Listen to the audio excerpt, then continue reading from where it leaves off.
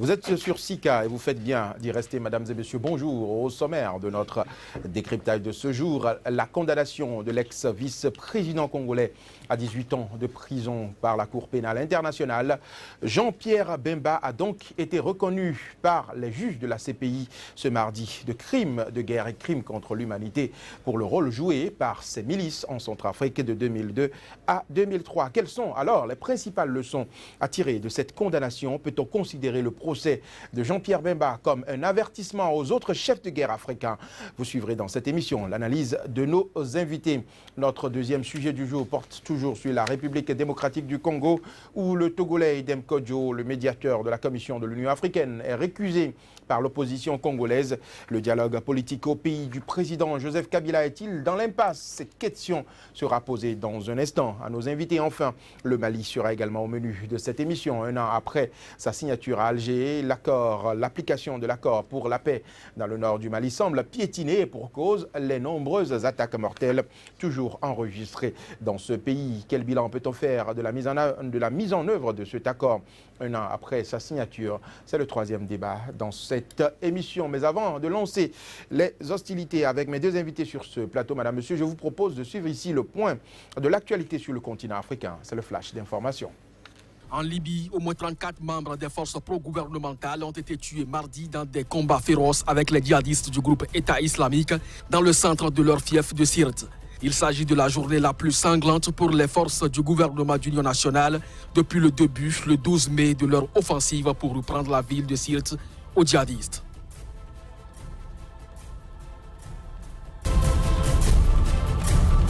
En Côte d'Ivoire, l'ex-première dame ivoirienne Simone Gbagbo, actuellement jugée pour crime contre l'humanité, a demandé mardi, lors d'une audience, que progresse l'enquête sur la disparition du journaliste franco-canadien Guy-André Kiefer, dans laquelle elle est citée. Le journaliste indépendant a disparu le 16 avril 2004 alors qu'il avait rendez-vous avec Michel Legré, beau-frère de Simone Gbagbo.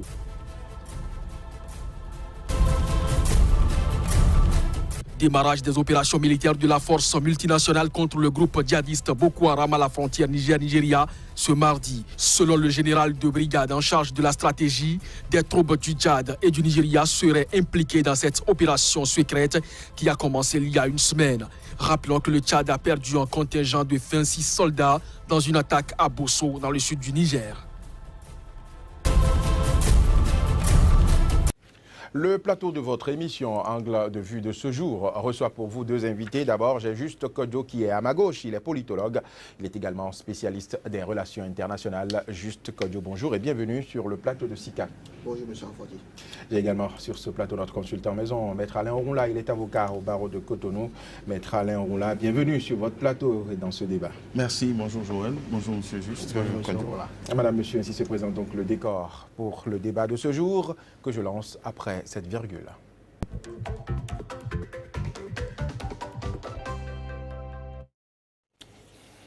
« 18 ans de prison pour Jean-Pierre Bemba, l'ex-vice-président congolais, a donc été reconnu coupable de crimes de guerre, crimes contre l'humanité pour le rôle joué par ces milices aux côtés de l'ancien président centrafricain Ange-Félix Patassé.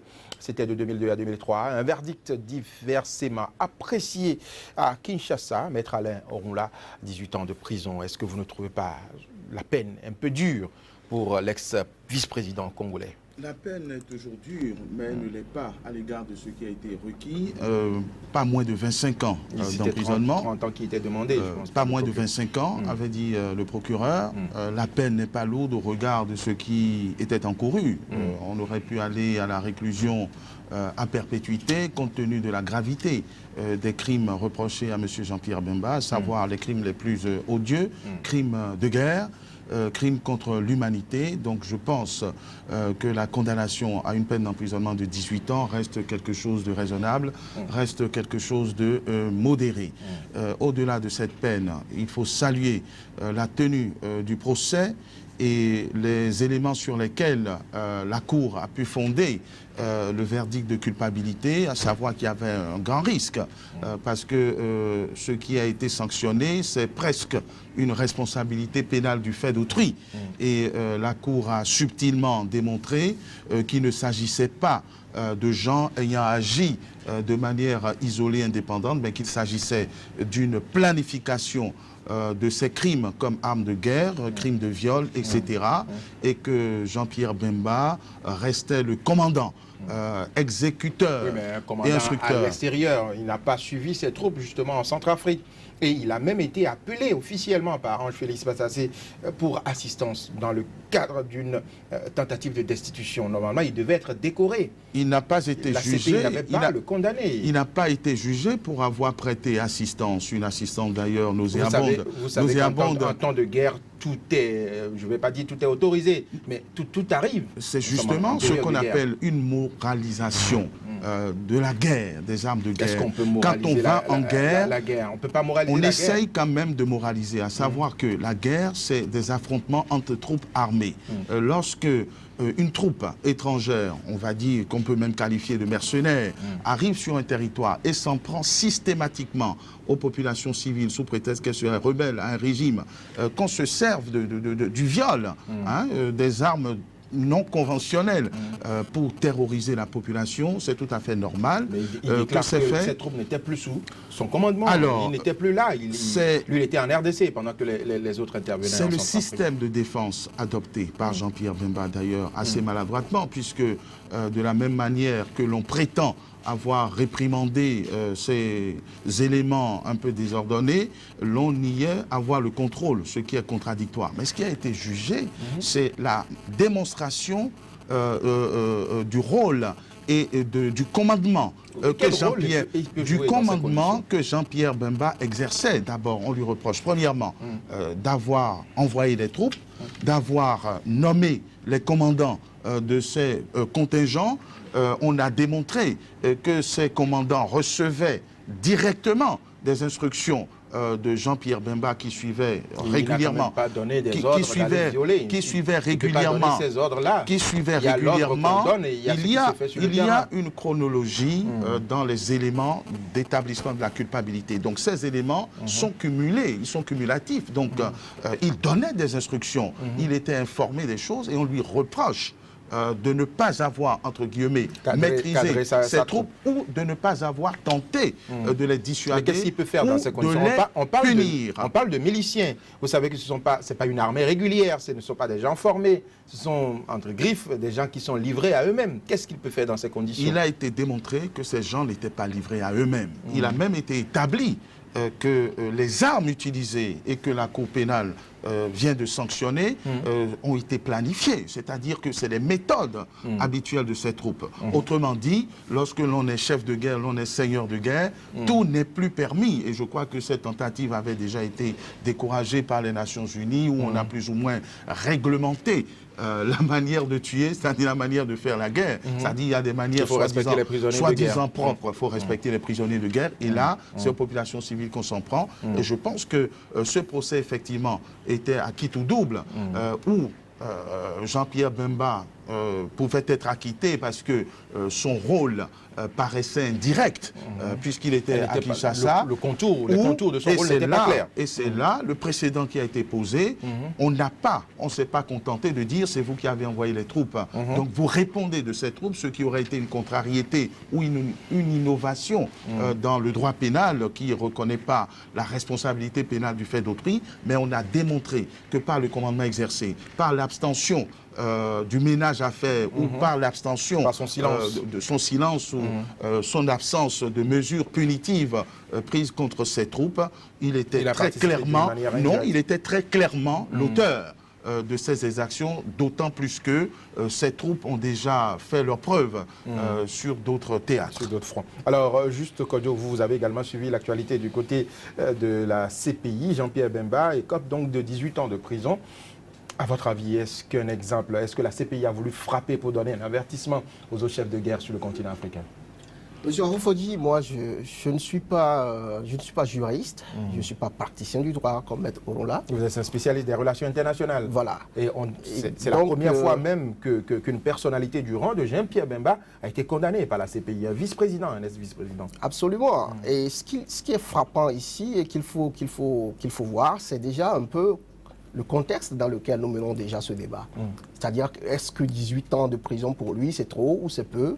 C'est-à-dire que nous nous imposerons une ligne qui déjà accepte au départ une prémisse essentielle, c'est-à-dire que la Cour pénale internationale, c'est la chose appropriée pour juger de ces crimes-là. Et moi, je remets un peu ça en cause. Je vais développer un peu plus tard, mais en acceptant même cette prémisse, c'est-à-dire qu'on a besoin d'une cour, qu'on aurait besoin d'une Cour pénale internationale pour juger des crimes du genre, il faut se demander si la Cour se focalise essentiellement autour des individus, autour des actes ou des événements qui ont eu lieu. En jugeant tel que le procès s'est déroulé, on a l'impression que c'est beaucoup plus l'individu. Donc vous pensez que c'est Jean-Pierre Bemba qui a été jugé? C'est sa personne qui est en jeu, c'est du moins l'impression qui se dégage du processus.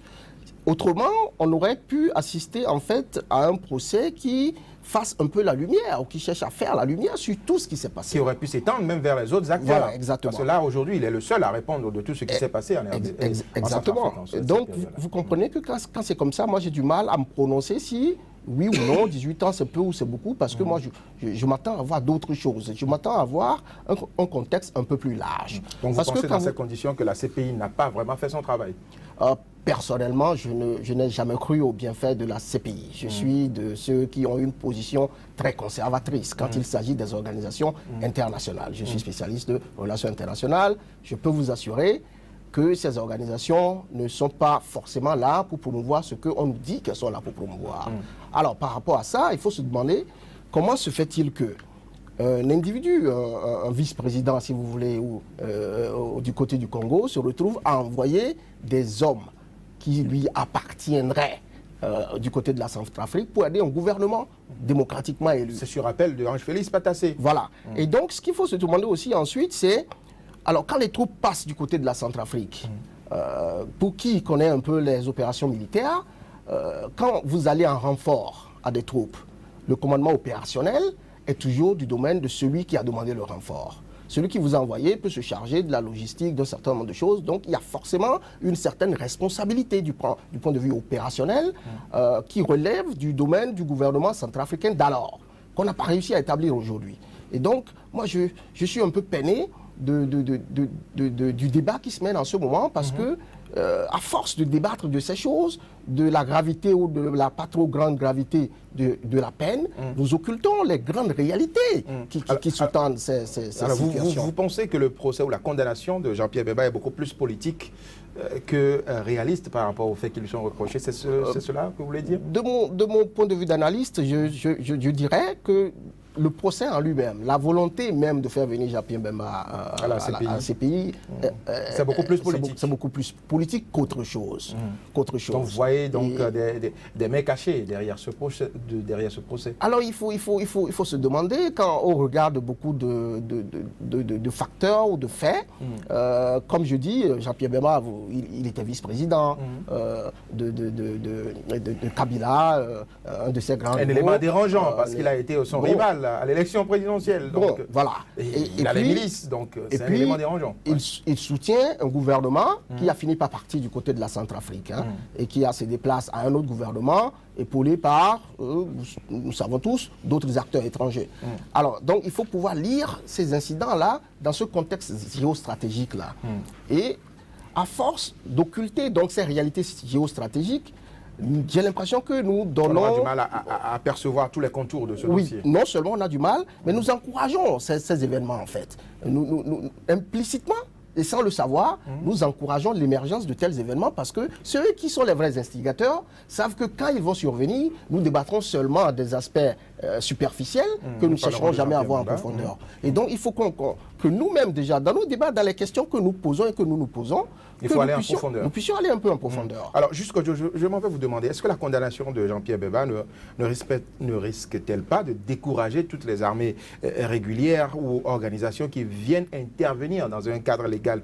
Prenons l'exemple des casques bleus. Est-ce que la CPI aura à poursuivre un jour Ban Ki-moon pour les cas de viol et torture commis par certains casques bleus au Mali, en Centrafrique et autres? On a également le Tchad qui est intervenu en Centrafrique. Est-ce que la CPI va se saisir de ce dossier un jour? Alors, ce qui est essentiel qu'il faut savoir, quand vous avez des règles du genre, parce que ça devient désormais une jurisprudence. Ça devient une jurisprudence. Ça devient une règle. Donc, si jamais on dénonce des cas de viol ou de torture, la CPI a l'obligation de se saisir de ces dossiers. Bon, et donc, comme j'ai dit, du point de vue géostratégique, quand vous avez une règle du genre, incontestablement, ces règles ont des impacts sur les différents acteurs qui sont impliqués, qui seront désormais impliqués dans des situations du genre. Vous avez évoqué la situation des casques bleus. Est-ce que vous savez que les États-Unis ne sont pas membres de la CPI à dessein? Parce que justement, le simple fait de savoir, pour un soldat américain, de savoir qu'un jour, il peut être poursuivi en dehors de son pays par une organisation dont son gouvernement n'a pas le contrôle, ce simple fait a des impacts sur sa performance de soldat. C'est-à-dire que quand il s'agit parfois d'aller, d'être décisif dans l'action, il va se demander, est-ce que si je fais ça un jour, je ne vais pas me retrouver du côté... Oui, mais est-ce que ce n'est pas le rôle justement de la CPI? Il faut dissuader justement les exactions sur le terrain. Non, plus ça ou peut moins, amener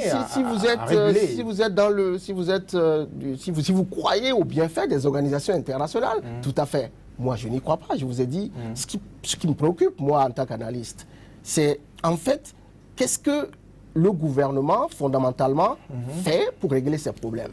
Et donc, quand ça va au-delà des frontières du gouvernement, il faut toujours craindre un peu qu'il y ait d'autres considérations qui entrent en jeu, comme j'ai dit, d'autres intérêts qui entrent en jeu. Et donc, dans le cas de la CPI, justement, il est possible que ce soit d'autres intérêts qui soient entrés en jeu. Absolument, je crois que ça va être difficile de le nier. De délimiter les contours, remettre Alain Ouroula. Est-ce que les autres pays, est-ce que la CPI pourra s'intéresser un jour à Ban Ki-moon pour les cas de torture qui sont dénoncés par rapport au casque bleu? Il n'y a aucun risque, parce qu'il ne faut pas confondre cela doit faire jurisprudence. Non, la jurisprudence, il faut savoir interpréter et contenir les décisions qui ont été rendues. Les éléments qui ont pesé dans le verdict rendu contre Jean-Pierre Bemba, c'est le fait d'avoir instauré comme système de guerre des faits considérés comme contraires aux droits de l'homme. Les casques bleus, les cas de torture, les casques bleus sont contraires, justement. Les casques bleus interviennent sous un couvert autorisé, un couvert légal, parce qu'il faut voir également. Il faut voir également les milices, c'est-à-dire que Jean-Pierre Bemba a pris un risque. Ils ont été invités. Écoutez, vous n'allez pas m'éloigner de l'essentiel. C'est une milice, ce n'est pas une armée régulière. Mais invité légalement. Mais invité par un président en difficulté qui devrait être complice des atrocités commises. Mais pour revenir à la question fondamentale que vous avez posée, les casques bleus, il y a des brebis galeuses partout, mais l'alerte a été donnée et les cas ont été pris au sérieux, des sanctions sont intervenues. Et on ne peut pas établir que Ban Ki-moon ou d'autres ont donné des instructions pour qu'il y ait des viols, il y ait des tortures. Bien au contraire, ça ressemble aussi au cas Bemba. Ce n'est pas la même chose. Parce qu'on a le commandant en chef qui est quelque part et les autres sont sur le terrain. Ce n'est pas la même chose. Il ne faut pas perdre de vue, quelles que soient les mains invisibles qui entourent l'affaire et les imperfections supposées ou vraies du système de la Cour pénale internationale, sur lequel je reviendrai si vous le permettez. Il ne faut pas perdre de vue que le procès a établi l'implication et la culpabilité personnelle de Jean-Pierre Bemba, à qui l'on a imputé, plus à raison qu'à tort, un commandement direct exercé sur les troupes, avec des instructions reçues d'un certain colonel Moustapha, enfin je ne sais plus très exactement, qui relayait aux forces opérationnelles sur le sol. On lui a reproché d'avoir envoyé une milice dont on connaissait les antécédents et qui a instauré, ouais, la guerre, on vient, on tue des militaires ou on tue des gens en armes. Le fait d'aller systématiquement contre la population civile, c'est déjà une infraction. Le fait de s'adonner à une pratique systématique de viol d'enfants, d'hommes, et de les tuer par la suite, ce n'est pas ça la guerre. Oui, mais est-ce que vous pensez que si Ange-Félix Patassé n'avait pas été renversé, Jean-Pierre Bemba serait allé à la CPI? Ben écoutez, c'est parce que Bozizé a gagné en Centrafrique que cela a facilité. Avec des si, on referait le monde toujours. Mais le droit et la justice prennent en compte les faits, ce qui s'est passé. La CPI ne s'est pas saisie d'elle-même, elle ne s'est pas auto-saisie, elle a été saisie sur une plainte de l'État centrafricain.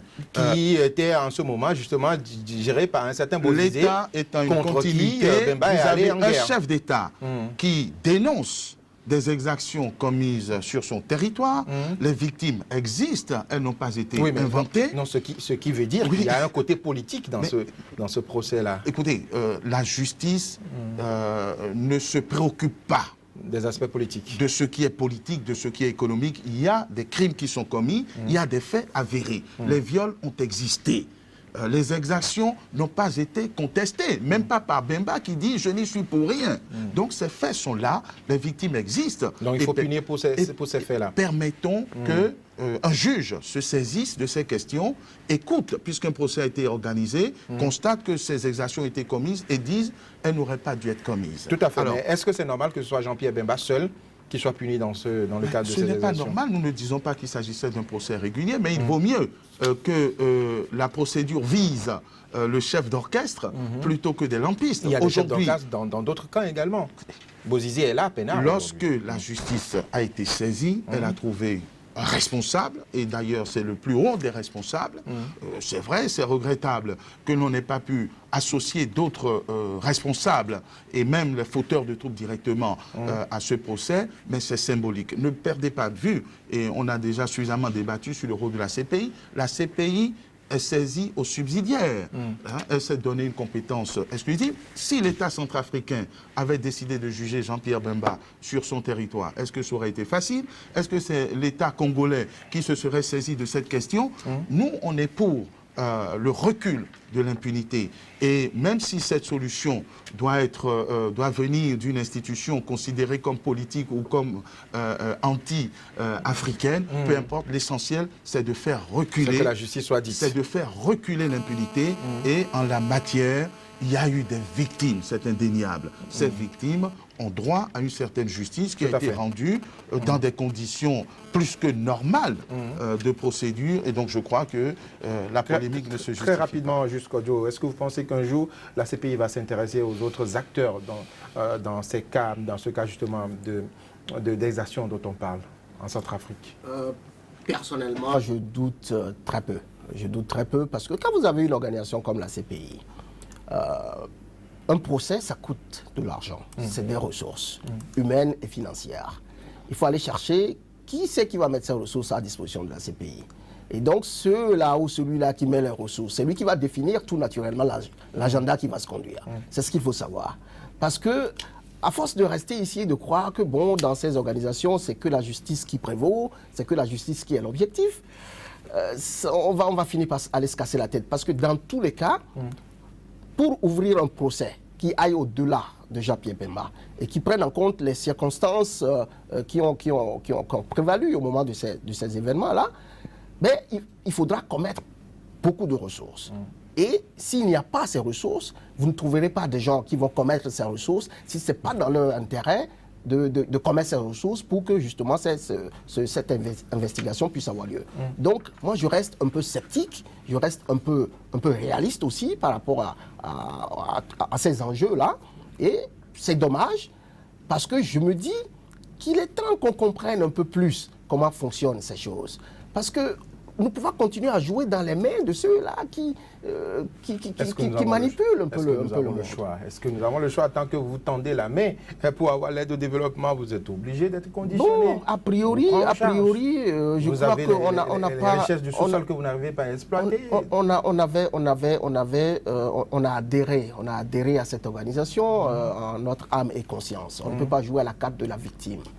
Je crois qu'il faut qu'on dépasse un peu cette envie d'être toujours perçu comme une victime. Merci, juste Kodjo, merci Alain Oula, madame, monsieur. C'était le premier débat de ce jour. Sans transition, nous abordons le deuxième thème dans cette émission qui porte toujours sur la République démocratique du Congo, où le Togolais Dembe Kodjo, le médiateur de la Commission de l'Union africaine, est récusé par l'opposition congolaise. Le dialogue politique au pays du président Joseph Kabila est-il dans l'impasse? Je vous propose de retrouver l'analyse de mes invités après cette virgule.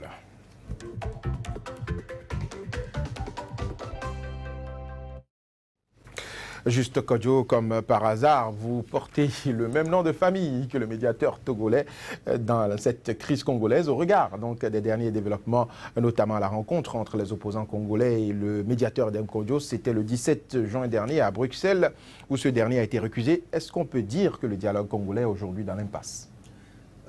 D'abord, il faut que je souligne, nous ne sommes pas parents. Vous n'êtes pas parents, oui. Nous ne sommes pas Vous, parents. votre Kodjo s'écrit avec C et lui, c'est avec K. C'est certainement un frère de l'autre côté, mais nous ne sommes pas parents. Alors, je crois, je reste un peu dans la dynamique que vous savez désormais. Le dialogue politique, c'est d'abord la volonté des acteurs qui sont impliqués. Et les acteurs qui sont impliqués, qui sont actuellement impliqués, que nous voyons, c'est Kabila et puis certains opposants. Ça, c'est ceux que nous voyons. Nous ne savons pas exactement qui sont les autres acteurs aussi qui sont impliqués. Donc, pour qu'il y ait dialogue véritablement, il faut qu'il y ait quelque part une réconciliation des intérêts de ces différents acteurs. Et je ne suis pas spécialiste de la RDC, mais ce n'est pas difficile de savoir qu'au-delà des acteurs que nous voyons là, il y a d'autres acteurs qui sont en jeu. Et donc, tant qu'il n'y aura pas quelque part une conformité au niveau de leurs intérêts, tant au Kabila et ces gens ne réussiraient pas à trouver peut avoir une conformité. Solution. Voilà un monsieur qui a fini son mandat qui dit tant qu'il n'y a pas d'élection, il ne peut pas partir. La Cour constitutionnelle a validé. Les opposants qui disent il faut respecter la résolution 2277. Les intérêts ne sont pas les mêmes. C'est la conquête du pouvoir. Chacun veut conquérir le pouvoir. Chacun veut conquérir le pouvoir, sauf que si Kabila décide de jouer ce jeu, il a certainement reçu des garanties quelque part. Vous le pensez? Ah ben absolument. D'où par exemple? Vous pensez qu'il est soutenu par des puissances? Dites les choses clairement. Ben forcément. Le Congo, voici ce qu'il ne faut pas oublier. Le Congo est un enjeu mondial. J'ai écrit un article d'histoire sur la période d'indépendance. Le Congo, que j'ai examiné, la crise au Congo a commencé 5 jours seulement après l'indépendance. Parce que justement, le Congo a été, est et sera toujours un enjeu stratégique mondial. Et quand vous avez un contexte comme ça, vous avez une pléthore d'acteurs qui sont intéressés. Et les acteurs, les intérêts de ces acteurs sont aussi divergents que le nombre de ces acteurs. Donc, je dis, il faut s'attendre à ce qu'il y ait toujours des difficultés au niveau de ce pays-là. Il y a toujours des tensions dans ce pays. Oui, ça ne va pas arrêter de sitôt. Maître Alain Onroula, alors l'opposition qui récuse le médiateur Edem Kodjo, est-ce qu'on peut dire aujourd'hui que nous sommes dans l'impasse pour le dialogue politique? Je pense que c'est un service qui a été rendu à Edem Kodjo, dont la mission était impossible. Et il a lui-même reconnu d'entrée de jeu que c'est un dialogue qui va être très difficile. Et l'opposition qui tente de s'organiser enfin et en définitive a essayé de lui trouver une porte de sortie honorable, puisque cette opposition a, de mon point de vue, à juste titre, suggéré que si dialogue il devait y avoir, que ça se fasse sous l'égide de la communauté internationale, OIF, Nations Unies, États-Unis, Union européenne. Au-delà de ça, mais de quel dialogue il s'agit? De quel dialogue peut-il s'agir? Pour Kabila, le dialogue commence à partir de son maintien au pouvoir, quel que soit ce qui devra se passer. Pour l'opposition, si elle était responsable, il ne peut pas y avoir de dialogue avec maintien de Kabila. Donc c'est un dialogue de sourds. Donc nous sommes dans l'impasse. Je ne vois pas ce que pourraient donner des négociations si ce n'est d'assister une fois de plus au partage d'un gâteau ou à la répartition des postes en disant bien, le président Kabila se maintient contre la Constitution pendant une année ou 2 années, et on fait un gouvernement d'union nationale. Un gouvernement d'union nationale pour retomber dans ces mêmes pièges dans 1 an ou 2. Je crois que le dialogue que nous considérons en Afrique comme toujours nécessaire, parce que si vous dites autre chose contre que le dialogue, on dit que vous êtes belliqueux, que vous avez des tendances extrémistes. Pour moi, Joseph Kabila doit quitter le pouvoir. Doit quitter le pouvoir. Oui, mais vous venez de faire une proposition. Et attends. Il y a la proposition d'ouverture d'un gouvernement. Je n'ai pas fait une proposition. J'ai rappelé la manière habituelle et paresseuse de traiter la question. De règlement de crise, souvent dans ce pays. De traiter la question. Parce que qui fait couver la crise? C'est le président Kabila. Et donc, une opposition responsable doit rester ferme et exiger par tous les moyens, même si c'est sans succès dans un premier temps, que la Constitution soit respectée, même si elle va être révisée ultérieurement. Alors l'opposition, oui. Là où je rejoins M. Juste Kodjo dans l'analyse, et j'ai eu l'occasion de le dire plus d'une fois sur ce plateau, il n'y a jamais eu d'alternance tranquille En RDC. Il n'y en a pas eu d'ailleurs beaucoup. Il y a eu une alternance armée quand le père Kabila a succédé à l'empereur Mobutu. Président Mobutu, vous rappelez les conditions dans lesquelles le fils, comme que je qualifie de putatif, a pris le pouvoir. Je pense que la culture des hommes de pouvoir dans ce pays, c'est que les choses s'arrachent. Par les hommes. C'est que les choses s'arrachent. Alors, justement, parlant de la RDC toujours, l'opposition aujourd'hui ne veut même plus la médiation de l'Union africaine seule, parce qu'elle estime que l'Union africaine a toujours tendance à donner raison ou à donner protection au président sortant au détriment des oppositions. C'est bien le cas Burundi est là. C'est bien sur ce segment que je rejoindrai mon ami juste sur la faiblesse ou le manque d'efficacité, de pertinence et de percutance des organisations internationales. Oui, cette fois-ci, ils préfèrent que ce soit les Nations Unies, l'OIF. C'est-à-dire qu'ils veulent le plus d'acteurs possible dont ils savent qu'ils ne seront pas réunis pour que la crise qui couvre au Congo explose. Vous avez déjà les rapports de certaines organisations qui nous prédisent un certain nombre d'échauffourées, pour parler pudiquement et modérément. Mais on sait que c'est une mission impossible à résoudre par le dialogue. C'est un rapport de force et il faut qu'il soit établi en faveur d'un camp ou d'un autre. Maintenant, quand on parle d'opposition, de quelle opposition parle-t-on aujourd'hui en RDC, lorsque l'on sait que Bemba... Celle qui est éparpillée. Que Bemba une partie à Bruxelles, une partie à Kinshasa. Est provisoirement mis hors jeu, sous les verrous, même si l'on ne peut préjuger de ce qui interviendra à l'issue de la procédure d'appel. Son parti est toujours actif sur le terrain. Le parti n'est rien sans son leader, charismatique, entre guillemets. Donc Bemba est hors course.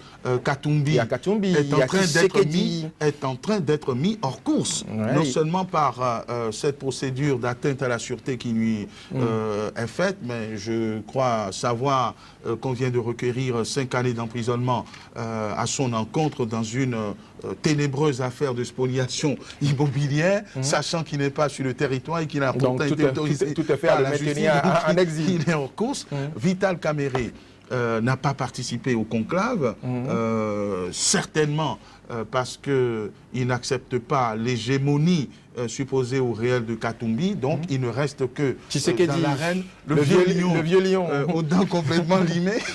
donc l'équation est compliquée à résoudre. Est facilitée pour le président Kabila.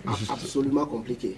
Absolument compliqué. Vous savez, je parlais tantôt des acteurs qu'on ne voit pas, qui sont au second plan et peut-être même au plan principal.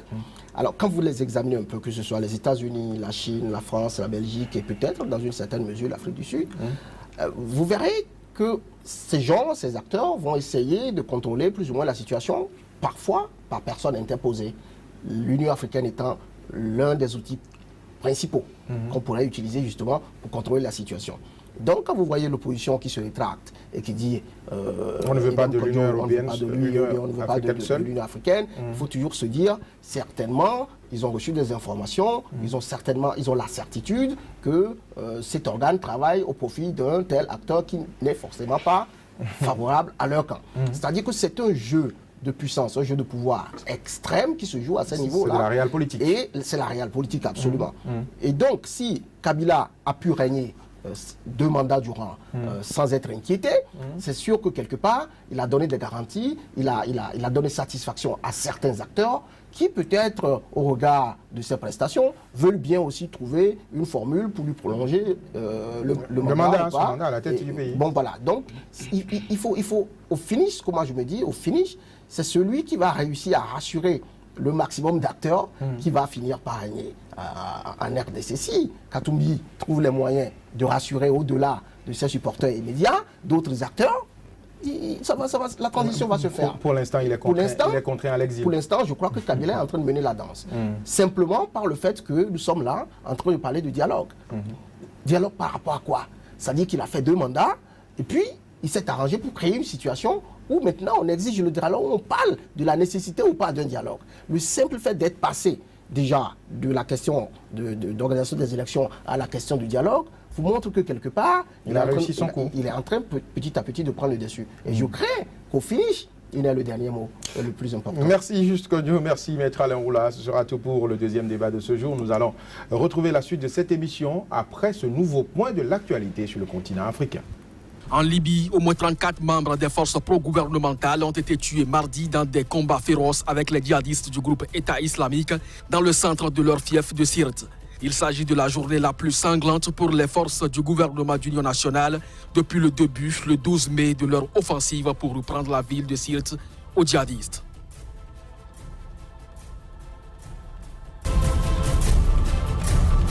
En Côte d'Ivoire, l'ex-première dame ivoirienne Simone Gbagbo, actuellement jugée pour crime contre l'humanité, a demandé mardi, lors d'une audience, que progresse l'enquête sur la disparition du journaliste franco-canadien Guy-André Kiefer, dans laquelle elle est citée. Le journaliste indépendant a disparu le 16 avril 2004 alors qu'il avait rendez-vous avec Michel Legré, beau-frère de Simone Gbagbo.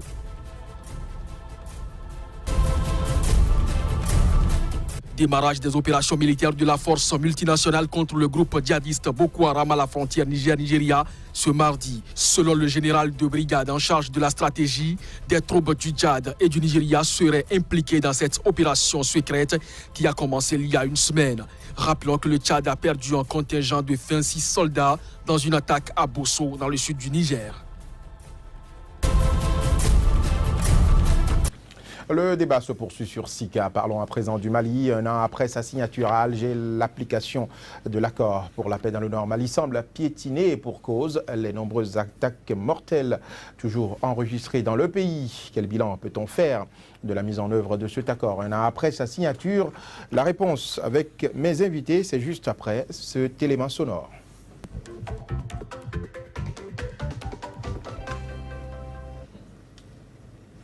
Le débat se poursuit avec l'avocat Alain Roula et le politologue spécialiste en relations internationales Juste Kodjo. Maître Alain Roula, un an après sa signature à Alger, à grand renfort de publicité. L'accord de paix dans le Nord Mali semble piétiner. Aujourd'hui, on enregistre encore beaucoup de morts, surtout dans le rang des casques bleus, des militaires réguliers de l'armée malienne. Est-ce que vous pensez qu'un jour, on finira par respecter cet accord? Il le faudra pourtant bien. C'est vrai que c'est un premier anniversaire qui doit être célébré dans la modestie, dans la modération et dans la discrétion. Tellement les choses n'ont pas vraiment avancé. Et vous savez que ce n'est que récemment, c'est-à-dire cette semaine même ou la semaine dernière, que le président Keïta a nommé son haut conseiller, son haut représentant au sein de la coordination ou du comité d'application, d'exécution de cet accord, ce qui veut dire que pendant un an, on a dormi. J'ai eu la curiosité d'aller lire une interview, celle du commandant, le chef du commandement opérationnel sur place, qui se vante d'avoir effectué une seule ou deux missions conjointes, mixtes, à l'intérieur du Grand Nord. Les risques sont là. Et sans entrave. Donc rien, même pas le commandement opérationnel n'a été mis en œuvre. La coordination du mouvement de l'Azawad a désigné certes son représentant, mais la plateforme n'a pas encore désigné ses représentants. Les forces armées maliennes ne sont pas plus que ça associées au processus. Donc sur le théâtre, sur le terrain même, rien n'a été pratiquement fait. Par ailleurs, le deuxième volet de cet accord, donc à savoir la démobilisation, le désarmement. Le DDR, désarmement, démobilisation et réinsertion. Il semblerait que ce soit seulement maintenant que l'un des protagonistes ait envoyé une liste, d'ailleurs incomplète, des soldats à mobiliser ou à contingenter. Pourquoi il y a apparemment cette mauvaise volonté, ce piétinement on dirait que les différents protagonistes ne veulent pas vraiment concrétiser cet accord. Je ne suis pas sûr que les protagonistes, à l'exception de la plateforme, entre-temps pro-gouvernementale et qui aujourd'hui s'affranchit, je ne pense pas que les autres forces ne veuillent pas qu'on aille vers la paix, puisque les plus grands rebelles ont quand même permis une légère avancée. Mais je crois que la difficulté se présente au niveau de la coordination et à ce niveau, c'est à Alger qu'il faut poser les vraies questions. Alors, Juste Kodjo, vous êtes politologue, vous connaissez aussi un peu en matière de questions militaires. Aujourd'hui, il se pose un problème de confiance, on dirait, entre le gouvernement et les différents protagonistes dans la mise en application de l'accord de paix dans le Nord Mali. Comment est-ce qu'on peut expliquer cette crise de confiance? On n'a pas encore le DDR, le désarmement démobilisation et réinsertion, l'accord de paix, son application piétine. Qu'est-ce qui se passe concrètement, à votre avis? Alors, avant d'arriver au fond de la question, je vais rapidement aborder la question des DDR. Quand vous avez des acteurs un peu comme les gens du MNLA, le FNLA et tout le reste, qu'est-ce qui fait le pouvoir? C'est ça, c'est les armes. C'est parce qu'ils ont les armes, justement, qui peuvent entrer en négociation. C'est parce qu'ils ont les armes qui peuvent faire des demandes et contraindre le gouvernement. Alors, quand vous espérez qu'un an seulement après l'accord, qu'ils vont déposer les armes, je crois que ce serait... C'est trop peu. Ce serait naïf, tout simplement. Ils ne sont pas aussi naïfs. Ils savent que le jour où ils déposent les armes, ils sont vulnérables. Ils sont vulnérables, ils perdent le pouvoir qu'ils ont, le pouvoir de négociation. Et donc, de façon réaliste, il faut s'attendre à ce que ça piétine à ce niveau-là, jusqu'à ce qu'ils aient satisfaction sur la plupart de leurs demandes. Oui, mais est-ce qu'ils pourront avoir satisfaction tout en ayant des armes en main?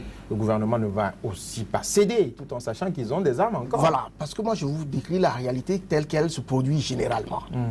Et la réalité telle qu'elle se produit généralement, c'est que les négociations que nous voyons ne sont pas forcément ce qui est dans la réalité. Il y a des choses qui se passent justement dans les coulisses et c'est ça le plus important.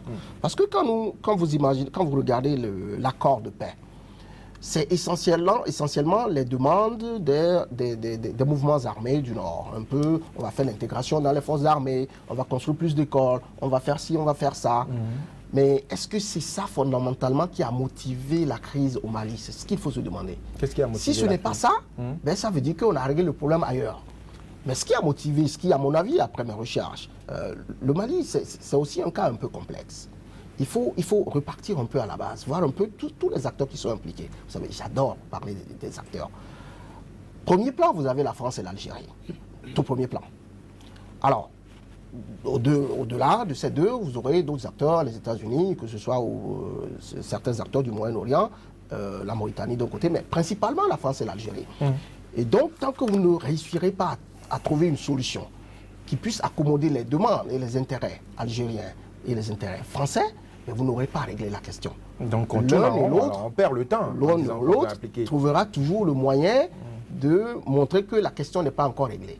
Et donc, ces petits attentats, je ne dirais pas petits parce que c'est des vies humaines, ces attentats que nous voyons de gauche à droite, ce sont des signaux qu'on envoie. Parce que dire que le problème n'est pas encore réglé, on est en train de travailler ailleurs avec donc, le vrai problème. Donc si nous sommes ici à voir seulement les accords qu'on nous a présentés là, comme les seuls accords, on se trompe. On se trompe. Le vrai problème est ailleurs. Vrai problème Certains ailleurs. parlent même du pétrole qui serait dans le désert et qui... Alors, si vous voulez, on peut aborder un peu la question très rapidement, d'un point de vue stratégique. Alors, vous voyez le Nord Mali, la situation a commencé comment? Un coup d'État à la veille des élections présidentielles où ATT n'était plus candidat. Mais dans quel monde fait-on un coup d'État à un mois des élections où le président qui est assis n'est plus candidat? Mais où le président donc, aussi fait tout pour rester indirectement. Il ne veut pas organiser les élections. Pas vraiment démontré. Mais dans tous les cas, ce qui était clair, c'est que les acteurs qui ont participé au coup d'État avaient certainement des informations que l'issue des élections irait dans un sens qui n'arrangeait pas un certain nombre de gens. Donc, il ne faut pas occulter un peu ce jeu de pouvoir à ce niveau-là pour satisfaire des demandes. Le Mali aujourd'hui a quand même des ressources naturelles énormes dans la zone du Nord. Et donc, quand vous regardez un peu, je prends le cas de l'uranium, par exemple. C'est une société française qui exploite l'uranium au Niger et en Mauritanie, donc à l'ouest et à l'est. Et puis, le ATT décide de donner l'exploitation de cet uranium à quelqu'un d'autre. Donc, si vous exploitez l'uranium à l'est et à l'ouest d'une zone où il y a l'uranium et vous perdez ce contrat, vous ferez tout pour le récupérer. Alors, c'est de petits exemples de ce genre-là qui définissent ce qui se passe au Mali aujourd'hui. Et donc, il ne faut pas occulter ces réalités géostratégiques. C'est juste ça pour va dire piétiner jusqu'au moment où ces deux acteurs principaux trouvent leur intérêt ou leur part. Ce qui n'est pas et pour après, demain. les autres vont s'aligner. Ce qui n'est pas pour demain, c'est pour dire également que les guerres en Afrique sont souvent motivées par les ressources du sous-sol africain et vivement que les Africains eux-mêmes prennent conscience de l'importance de ces ressources et que ces ressources soient réellement utilisées pour le développement des pays africains, pour la jeunesse, pour que la jeunesse puisse trouver de l'emploi. Merci de nous avoir suivis, madame, monsieur. C'était Angle de vue sur Sika. Très bonne suite de programme sur cette télé, la seule qui vous présente le vrai visage de l'actualité sur le continent africain.